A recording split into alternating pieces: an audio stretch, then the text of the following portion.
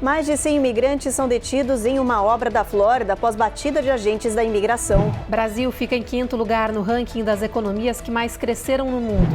Pesquisa mostra declínio acentuado da qualidade nutricional dos cereais matinais para crianças. Fumaça tóxica dos incêndios florestais no Canadá chega aos Estados Unidos. O Brasil conquista o ouro no Pan-Americano de vôlei sentado, disputado no estado do Colorado.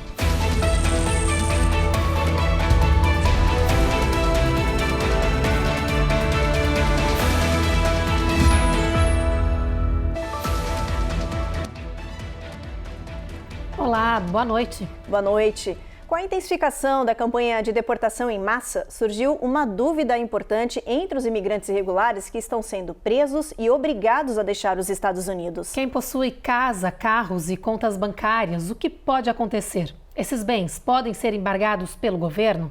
A repórter Carolina Camargo foi atrás dessa resposta. O texto publicado no site da Casa Branca é muito claro. Quem permanecer no país sem documentos vai ser preso e deportado e pode enfrentar processo, multas, penhora de salários e confisco de economias e bens pessoais. Assinada no começo do mês de maio pelo presidente Donald Trump, a ordem executiva chamada Project Homecoming determina 2 alternativas aos indocumentados: deixar os Estados Unidos voluntariamente com o apoio e assistência financeira federal, ou enfrentar sanções, penalidades severas e embargos das propriedades.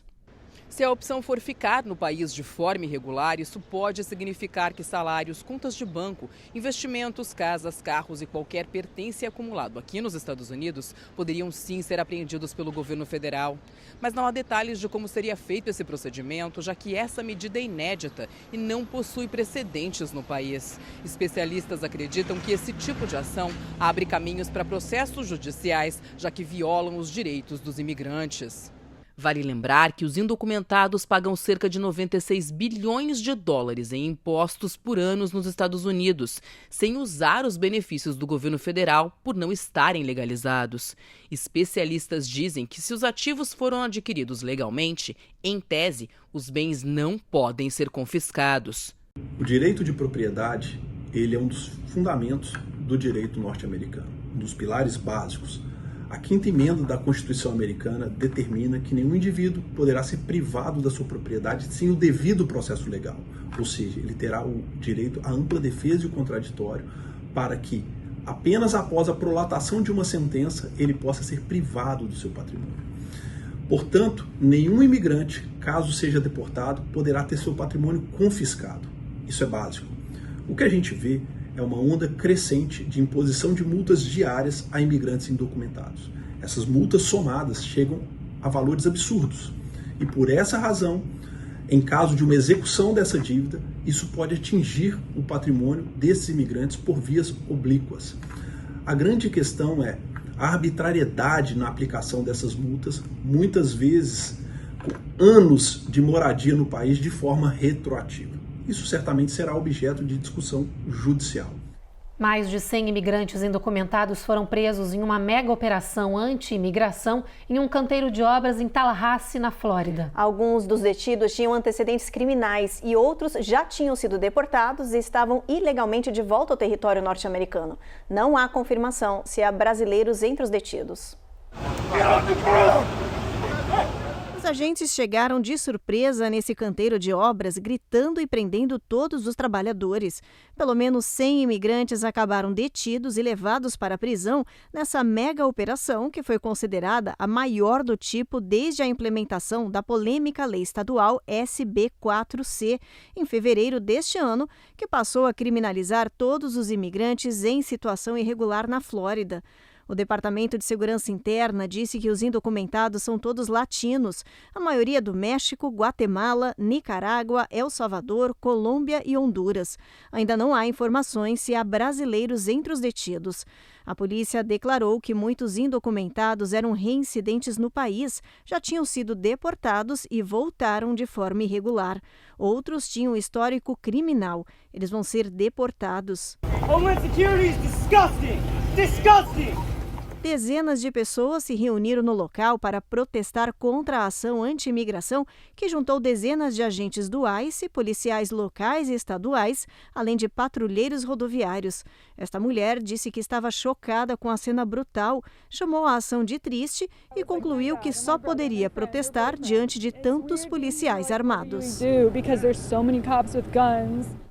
O PIB, o Produto Interno Bruto do Brasil, superou potências globais e bateu recorde no acumulado dos últimos 12 meses. Pois é, a soma de todos os bens e serviços produzidos pelo nosso país teve a quinta maior alta entre as maiores economias do mundo. O crescimento acumulado foi de 3,5%, o que acabou colocando o Brasil à frente de países como Estados Unidos, Japão, Alemanha, França e Reino Unido. Só para se ter uma ideia, no primeiro trimestre deste ano, o avanço brasileiro foi de 1,4%. Contrastando com a média dos países da OCDE, cujo crescimento foi de 0,1%. O desempenho positivo do Brasil foi impulsionado pela agropecuária, que cresceu mais de 12% de janeiro até março. Esse levantamento foi realizado pela Austin Rate em cooperação com a OCDE e compilou dados de cerca de 61 países. No próximo bloco, o presidente Trump acusa a China de violar o acordo comercial com a Casa Branca. E vazamento massivo de dados online expõe informações de milhões de pessoas nos Estados Unidos.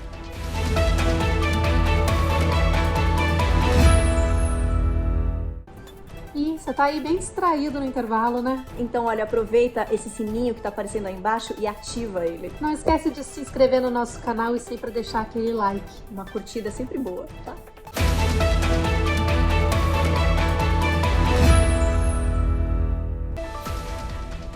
Um vazamento massivo expôs dados sigilosos de milhões de pessoas aqui nos Estados Unidos e em todo o mundo. Senhas, contas bancárias, até informações do Social Security foram comprometidas. A reportagem é da Cone Rocha. Foi um vazamento considerado por especialistas como o sonho de um cybercriminoso. Essa ação dos hackers pode ter exposto mais de 184 milhões de senhas, nomes de usuários até logins e dados de contas bancárias, Social Security e serviços de saúde.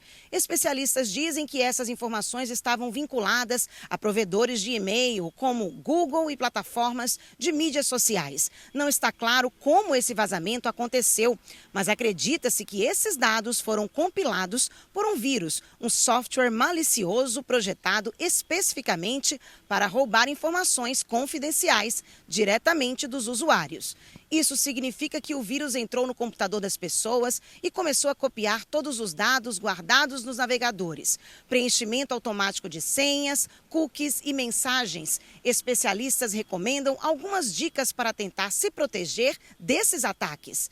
Trocar senhas regularmente, não repetir senhas entre serviços diferentes, usar a autenticação em 2 fatores, evitar guardar documentos importantes em e-mails, optar por serviços de armazenamento em nuvem com criptografia.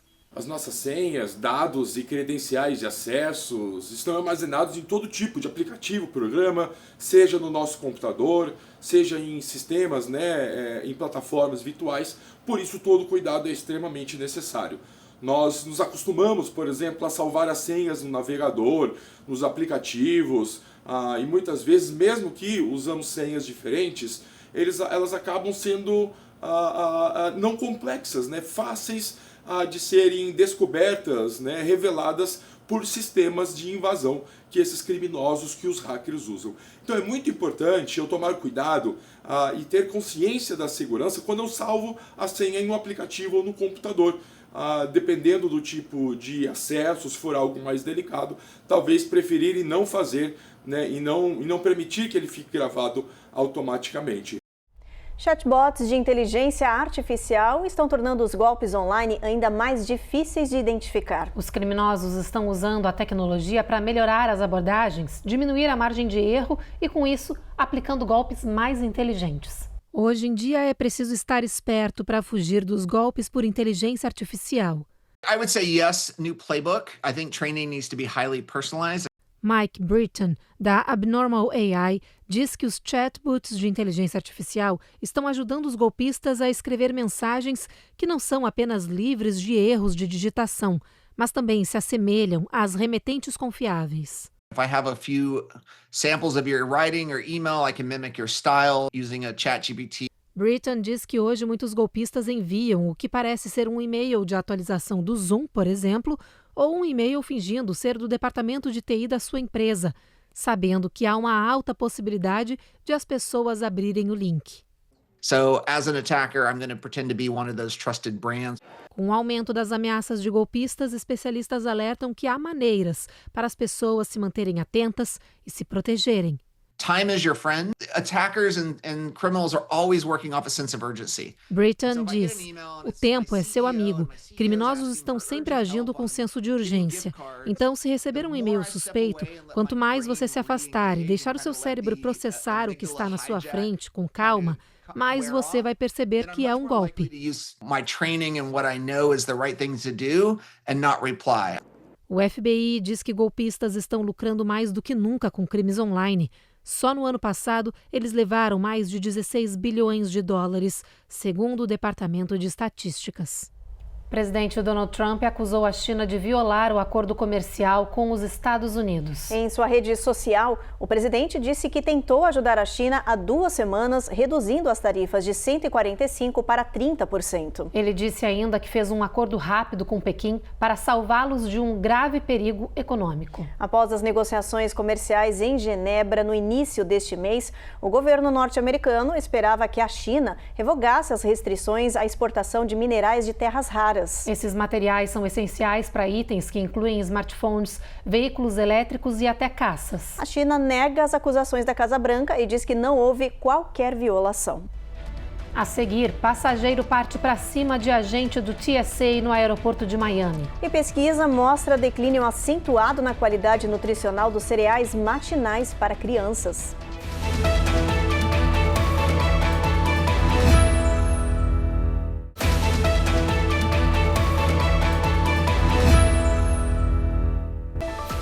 Um vídeo recém-divulgado mostra o momento em que agentes da TSA foram atacados no Aeroporto Internacional de Miami no ano passado. De acordo com um relatório de prisão, Cameron McDougall, de 28 anos, entrou na área de triagem da segurança e partiu para cima de um agente aos socos. As pessoas ao redor se assustaram e algumas até tentaram ajudar, até que finalmente o agressor foi imobilizado em meio a outros passageiros. A polícia foi chamada e prendeu o norte-americano na hora. As imagens só foram divulgadas agora porque ele acaba de ir a julgamento. Diante do juiz, um tribunal federal, McDougall, se declarou culpado das 2 acusações de agressão contra um agente de segurança. A sentença com o número de anos que o suspeito pode pegar de prisão ainda não foi divulgada. E a gente segue falando do setor aéreo porque uma mulher foi presa no Aeroporto Internacional de Orlando, na Flórida, por agredir um menor de idade. É que ela se sentiu insultada e reagiu com violência depois que uma criança a chamou de gorda. Christy Lee Crampton compareceu ao tribunal de Seminole depois de ter sido presa por abuso infantil agravado dentro de um avião. Segundo o boletim de ocorrência, a mulher reagiu com violência depois de ter sido chamada de gorda e Miss Pig por uma criança que estava sentada ao lado dela.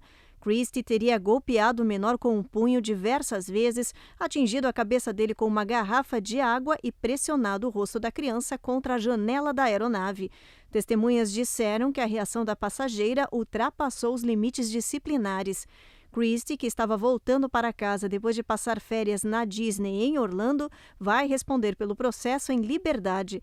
Ela pagou fiança de $10 mil e já voltou para Maryland. Se você dá cereal matinal ao seu filho, atenção! Um estudo mostrou que eles estão cada vez mais prejudiciais à saúde. Os pesquisadores analisaram 1.200 cereais infantis que foram lançados nos Estados Unidos entre 2010 e 2023. Todos são especificamente comercializados para crianças de 12 anos ou menos. Assim, foi possível comparar a qualidade dos produtos mais antigos em relação às novidades do mercado.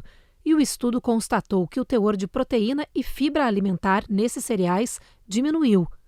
Na contramão, o total de gordura, sódio e açúcar por porção aumentou. E a piora nutricional dos cereais é chocante. Segundo os cientistas, por exemplo, a quantidade média de açúcar adicionado em uma única porção de cereal infantil é superior a 45% do limite diário recomendado pela American Heart Association para as crianças. Os autores do estudo disseram que os pais devem considerar outras opções de café da manhã para seus filhos em fase de crescimento, ofertando mais ovos, aveia em flocos com mel e frutas ou pão integral com manteiga de amendoim. Mais dados da pesquisa estão na revista científica JAMA Network Open. Em tempos digitais, uma nova tendência vem ganhando força e surpreendendo muita gente. Os jovens estão trocando o celular pelos livros e, por causa disso, as livrarias voltaram a crescer aqui no país.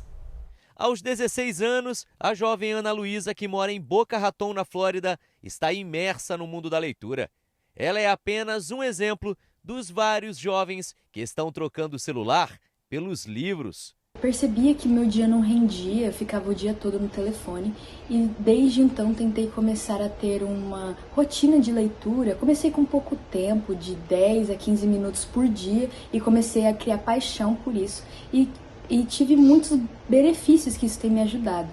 Um deles é minha concentração, que tem melhorado muito, outro seria meu vocabulário e minha escrita. E também me ajudou muito emocionalmente, tem me deixado uma pessoa muito mais calma, com mais paciência para lidar com as pessoas e tem me ajudado a ver as coisas boas da vida. Ao contrário do que parece, em uma época em que as redes sociais e influencers falam tão alto, esse movimento em prol dos livros tem crescido muito. Só no último ano, a geração Z, que tem entre 13 e 28 anos, vem redescobrindo em larga escala as bibliotecas e livrarias. Os millennials, jovens de 16 a 29 anos, vão no mesmo embalo. 88% deles já leram ou estão lendo alguma história e mergulhando na magia das palavras. Foi o caso de Annabelle Cheng, que mora na Califórnia. A adolescente se apaixonou tanto pela leitura que resolveu abrir a própria livraria, quando ainda estava no ensino médio. Hoje, na universidade, divide o tempo entre os estudos e a loja. I just love all bookstores. I think it's just so fun to see bookstores thriving again. Não é de se espantar que o livro preferido dos jovens aqui seja o de ficção. Muitos psicólogos alegam que eles buscam conexão emocional ou fuga da realidade para mundos alternativos, mágicos e cheios de aventura.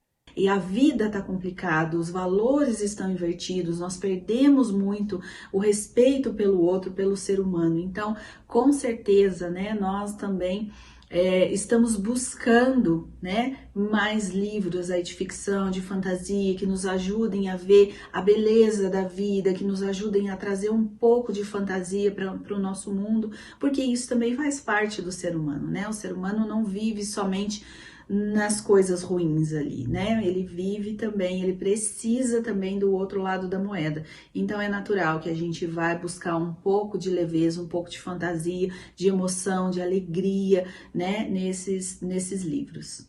É bom se preparar, porque os livros estão vindo com tudo. Só em 2024, as livrarias tiveram um boom de crescimento no país, depois de uma tendência forte de queda.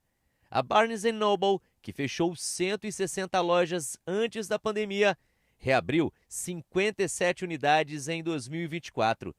A Amazon anunciou que vai abrir 400 novas lojas físicas. As bibliotecas públicas também estão voltando a ficar lotadas. Os usuários da Biblioteca Pública de Los Angeles retiraram 12 milhões de itens no Libby, um recorde mundial para bibliotecas em todos os lugares, afirmou Catherine, da Biblioteca de Los Angeles.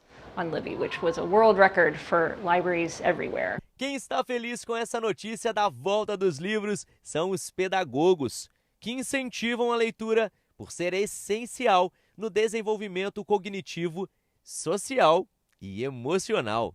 Hoje percebe-se que alguns jovens já estão migrando para a leitura propriamente dita, e isso, além de positivo, é maravilhoso, porque é através da leitura que eles podem desenvolver habilidades como empatia, né, saber interpretar texto e principalmente ter um pensamento crítico sobre o que ele está lendo. Afinal de contas, isso são habilidades fundamentais que vão ser benéficas tanto na sua vida profissional como na pessoal deles. Depois do intervalo, fumaça tóxica dos incêndios florestais do Canadá chega aos Estados Unidos. E Brasil conquista ouro no Pan-Americano de vôlei sentado, disputado no estado do Colorado.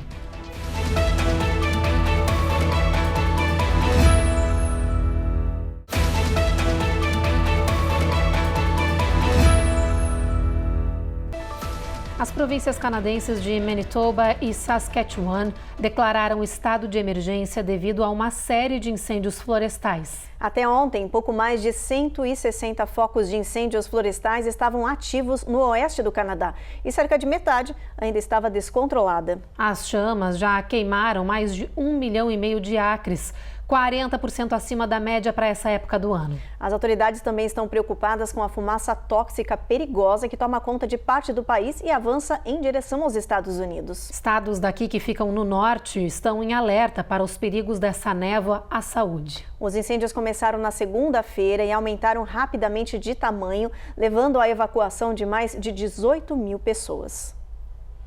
Em Nevada, o alerta é para a onda de calor mortal e histórica que está atingindo o estado. As temperaturas já estão 20 graus acima da média e devem subir ainda mais amanhã e domingo. Isso pode significar riscos à sua saúde. As autoridades estão avisando as pessoas para se prepararem para um final de semana escaldante, com temperaturas recordes e perigosas que vão ultrapassar os 100 graus Fahrenheit e se aproximar da categoria considerada grave. Esse alerta de calor extremo entrou em vigor hoje, sexta-feira, e vai permanecer ativo até o final de domingo, por causa dos riscos à saúde. Só para se ter uma ideia, os termômetros em Las Vegas devem passar dos 104 graus Fahrenheit, com sensação térmica de ar abafado e sufocamento. A orientação é evitar atividades ao ar livre durante sol intenso. O horário mais fresco é próximo ao nascer do sol e ao pôr do sol. Você deve beber bastante água para se hidratar, comer lanches para repor o sal perdido pela transpiração e evitar bebidas açucaradas, cafeína e álcool que têm efeito desidratante no corpo. Outras dicas são: use roupas largas e leves, cores claras, chapéus e use protetor solar. Coma frutas e alimentos com alto teor de água para manter-se fresco e hidratado. E fique atento às previsões do clima. A prevenção é essencial para evitar emergências por insolação e desidratação. Vamos dar uma olhadinha no nosso mapa, ver como é que vai estar o clima nesse final de semana? Olha só, em Miami a gente tem máxima de 80 graus, mínima de 65 com tempo encoberto. Jacksonville também tem sol entre nuvens com mínima de 55, máxima de 72 graus. A gente continua no mapa, em Houston, máxima de 78, já em San Antônio, tempo encoberto, com máxima de 80, Evelyn. Em El Paso e Albuquerque, bastante sol na previsão, mínima beirando 50 a 55. Em Los Angeles, previsão é de sol entre nuvens. Em Las Vegas, muito sol, máxima batendo 90 ao longo do final de semana. E olha só, Salt Lake City, tempo encoberto, mínima de 50 e máxima de 78. O norte-americano da Filadélfia ganhou o apelido de gênio do papelão. É que esse artista faz o inacreditável com esse papel super resistente. Ele constrói esculturas de marcos icônicos das cidades nos Estados Unidos. E agora o público pode ver de perto essas criações. Só de bater o olho é difícil de acreditar que tudo isso é feito de papelão. A arte de Campbell Smith é impressionante. E agora, em uma exposição no Historic Germantown, ele honra construções icônicas da Pensilvânia, como o Portão da Amizade em Chinatown, a antiga rotunda da Polícia da Filadélfia e a ponte Ben Franklin. My best one, I'll choose the Sydney Opera House. Campbell é um artista autodidata e o que torna suas criações ainda mais incríveis é que ele não usa nenhuma ferramenta de medição. Cria apenas com o olhar. Foi o caso dessa enorme estátua da Liberdade. And you can see him like running like programs in his head almost on how to put stuff together. O pai de Campbell diz que é como se o filho tivesse um superpoder. O artista foi diagnosticado com autismo quando era criança e desde então, segundo a família, a arte sempre o salvou. Sua primeira exposição foi em Nova York, mas agora, na nova mostra da Pensilvânia, o jovem tem recebido muitos elogios, inclusive de artistas e arquitetos. Trains amazed them. And I saw him do the trains, and it took him maybe 20 minutes to do the trains. Além da exposição, a arte de Campbell também está alcançando novos patamares. Essa é a sua versão do Burj Khalifa, o edifício mais alto do mundo que fica em Dubai. I always ask about him being able to go from, two-dimensional to three-dimensional, and that's kind of brilliant too. O curador da Mostra da Pensilvânia diz que é impressionante a capacidade do artista de passar as imagens de bidimensionais para tridimensionais. He communicates with people about his art better than he communicates about anything. Para o pai de Campbell, existe um dom a ser encontrado dentro de cada pessoa com autismo. Basta prestar atenção e acreditar. His work is something that you have to see to believe. O Brasil conquistou medalha de ouro no Pan-Americano de Vôlei sentado com equipes. E a gente subiu no topo do pódio, no masculino e no feminino. O PAN foi disputado em Denver, no Colorado, aqui nos Estados Unidos. Essas fotos falam muito. A alegria das seleções masculina e feminina é de quem fez história no Pan-Americano de Vôlei Sentado 2025, realizado esta semana em Denver, no Colorado. As equipes deram um verdadeiro show dentro de quadra, com ataques e bloqueios de tirar o fôlego, e cumpriram a missão de representar o Brasil com muito orgulho.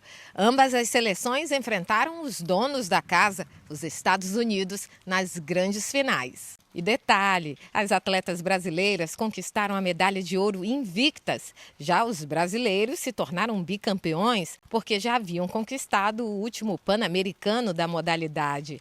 O vôlei sentado é voltado a pessoas que possuem deficiência física ou relacionada à locomoção. Cada time tem 6 jogadores, divididos por uma rede de altura diferente e uma quadra menor do que na versão olímpica do esporte. Hoje, no ranking de paravôlei, a seleção brasileira masculina é a 2ª melhor do mundo e a feminina a 3ª. Agora, com o título do Pan-Americano, os para-atletas do Brasil confirmam sua força e se posicionam como fortes candidatos às medalhas nos Jogos Paralímpicos em 2028, em Los Angeles, aqui nos Estados Unidos. Bacana. E o Jornal Américas no Ar, então, termina agora. A gente agradece a sua audiência, aproveita o final de semana, mas segue na nossa programação, tá chegando Rico e Lázaro. A gente se encontra de novo na segunda. Até lá!